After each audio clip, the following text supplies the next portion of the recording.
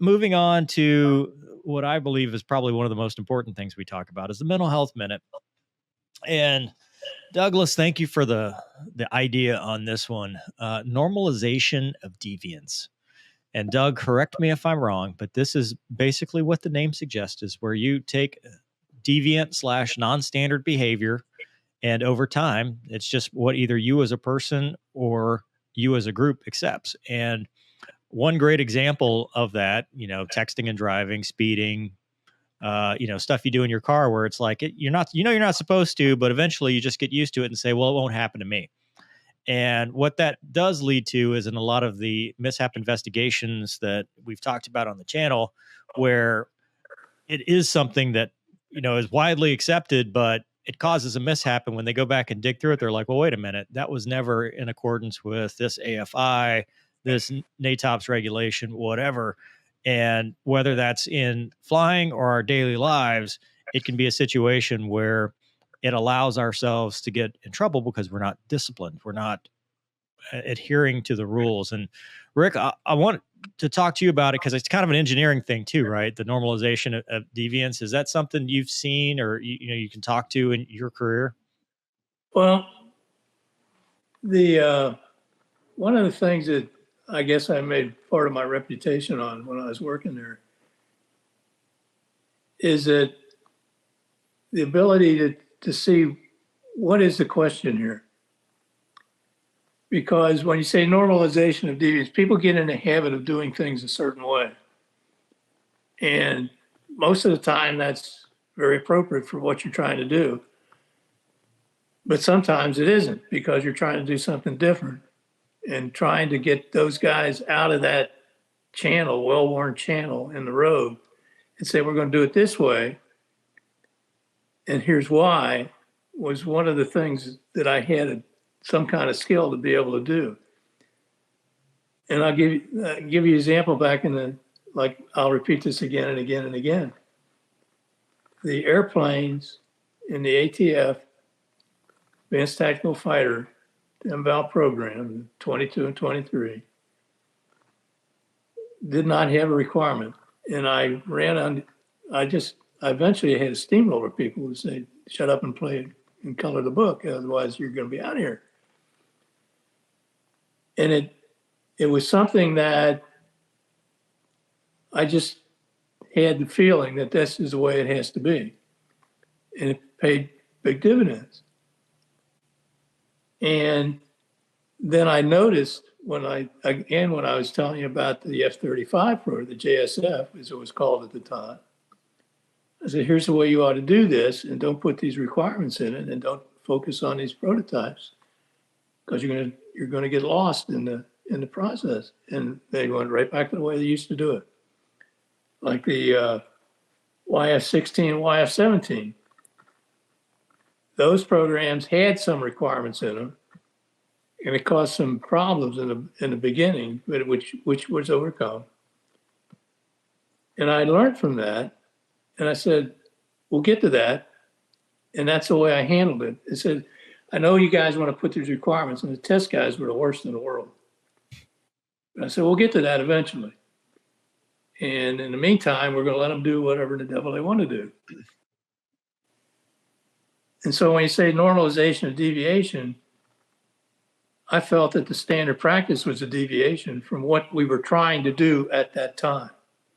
And you have to look at, what are we trying to do here? What's the question? What's the problem? What are we really trying to get at? And if the standard approach is kind of a deviation from what you're trying to do, you got to put a lot of extra effort in it to get them off that standard way of doing business. Checklists are great things. I use one every time I get my airplane. It's a simple airplane. There isn't a whole lot of stuff. There's not a lot of black boxes. There's only a steering wheel and a throttle. There isn't even a mixture control, for crying out loud. So I still go through the checklist. This is the way you start. Here's what you check. Here's where you go around and walk around, et cetera, et cetera, et cetera. But I can skip this stuff because that's not here anymore. So I understand what you're talking about there, but I look at it from the other side. Is it still the right thing to do, the standard practice in this situation? If it is, fantastic. A lot of blood's been spilled to get the standard practice down right. But if that's not what's going to happen in this particular situation, go the other way. Yeah. Gonky. Yeah, I mean, that's all valid. I would just say, in my experience, normally when I've seen, deviation from normal practice, kind of like you're saying, Mover, where it's like, this is, you kind of go down this road of, well, this is how we're going to, nobody really says it, but it's just a practice that people get into. Is usually like if the money is starting to get short, or if the manning, right? If the manning's not right where you're at. So it's usually some sort of external stressor, or like, like if you're flying the airliner and like you're behind schedule, trying to get back on timeline, you might, sometimes you find yourself like, man, hey, we didn't do that, that, and it can become a culture thing, right? If Right. it doesn't bite anybody, which can be bad. Well, So how about the Gonky? Do you wear gloves when you fly? no, because I like to feel the buttons. That's normalization of deviance. Right. Makes me more lethal. But but that's the point, I right? know. So there's levels of it where do you Right. roll your sleeves up and wear gloves and drop your mask? Because remember, mask on from start to shutdown. Well, and that goes back to what Rick is saying. You have to weigh it a little bit. But I guess my plug for normalization of deviance is if you're aware of what's causing you to do this, maybe you can catch it. Like, hey, that, like Rick's, hey, we better do that checklist. Right. Because eventually you can stray so far and find yourself in a hurt locker, and there's tons of like Rick said, written in blood, right? And a lot of those are, you go back and investigate. It's like, man, what the heck happened here? Because this is not how it should have been done. This is not the normal practice. But over time, deviation was accepted amongst the whole community, not just one person. A lot of times in aviation. Yeah, for sure. Douglas, you got anything to rein us in on this one? No, that's as usual. You guys sound like you've got PhDs in psych. I could just retire. The only thing I would add is that it's especially troublesome when you arrive late to the culture that has already deviated and you don't know what the standards are supposed to be, and or you try to get everybody back on track, and you get into negative social pressure again. They've got their way of doing it, and you're just a new guy with a loud mouth. Yeah, you see that in a lot of non-aviation stuff. Doug, you were talking about race cars. Just the same thing. Are we going to wear the safety gear? On. Yeah, we're going to wear the safety gear. Do we need the safety gear? Are we going to accept the car doing this?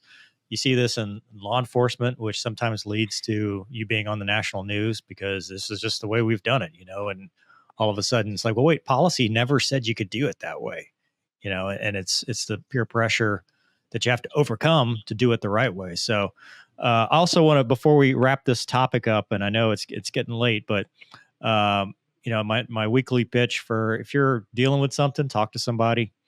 988 is a good number. Mental health is available through that, or mental health counselors. Military One Source, if you're in the military, a lot of squadrons now have mental health counselors. But just, if you see yourself going down a bad path, talk to somebody. Don't let it become something that, it's going to be permanent when you can work through the problem and get help from somebody else. So any reattacks on that, Rick, from your side? I think that one of the things I've been reading lately is the FAA is coming around to more openness to people who have mental difficulties, not to just take their ticket and round them for life. I've been reading about it. In fact, I got an email from somebody. And it says, if you want to participate in this study, we're going to study what normal reactions are to certain situations so we can see what the spread of approaches or looks or whatever you want to call it to these kinds of things vis-a-vis aviation. Yeah. I think that makes a lot of sense to me. Yeah. We've got a couple things from the audience that actually is on this topic. Words of wisdom from my old flight instructor. It's far easier to prevent the normalization of deviance than it is to correct it. I think that goes to what you were just saying, Doug. It's hard to break that inertia. And then John says, as an FTO, which is a field training officer in law enforcement, I had to hammer home that we should never allow NOD when Normalization of responding. deviation. Yeah, sorry. Oh, normalization. You got of it. course, we're talking about that. Thank you, Doug. Thank you, Gonky. When responding to calls, I'm thinking a night vision device. I'm like, why no nods? If I had nods, I would use them. Example, not waiting for backup because of overconfidence, and that's exactly right. Not only is it the stuff you end up on the nightly news because you got in trouble, but the stuff you end up on the nightly news because it's an officer down situation. You see it almost goes hand in hand with complacency in some ways, right? Because that's the way we've always done it. That's just the way institutionally we do it. Doesn't matter what policy or SOP or whatever says. And then it doesn't become a problem until somebody gets hurt or worse or whatever. So yeah, that's a good discussion. Thanks, Doug, for bringing that up.